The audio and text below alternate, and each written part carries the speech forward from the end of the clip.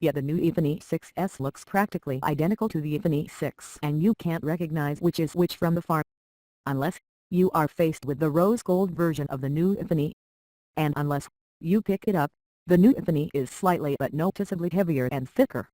You know there are also improvements on the inside, a new Apple A9 system chip that is now built on a new generation, more efficient manufacturing process, updated cameras, a 12-megapixel main side camera, up from 8 megapixels, and maybe even more importantly, the 5-megapixel selfie cam, a huge jump from the 1.2 megapixel front shooter before.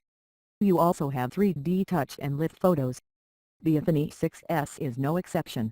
It looks just like its predecessor, and you won't be able to tell the two from afar. Except if you don't happen to have the rose gold version of the new iPhone. Rose gold pink, maybe, is the new color, and it's a subtle shade that appeals to both sexes and is not over-the-top kitsch. While you can't tell the new iPhone 6s from the iPhone 6 from afar, you will be able to tell the difference when you pick up the new phone in your hand. It is slightly, but noticeably heavier and thicker, 143G on the 6s versus 129G on the 6, 7.1mm versus 6.9mm. The iPhone 6 was shockingly light and svelte, while the iPhone 6s has a more solid feeling in the hand and some might even prefer that. If you're curious about the reason behind that added heft, it's the new 3D touch functionality that requires a new layer of sensors behind the screen to detect the difference between a hard and a softer touch of the finger. Apple is now using a much stronger 7000 series aluminum alloy on the iPhone 6s.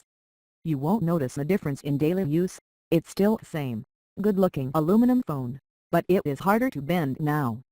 Bending has not been the huge issue on the smaller iPhone 6 as it was on the 6 Plus, but we imagine that in extreme cases, like when you accidentally forget a phone in your back pocket and sit with it, it should not bend and there are higher chances for it to survive with no scars.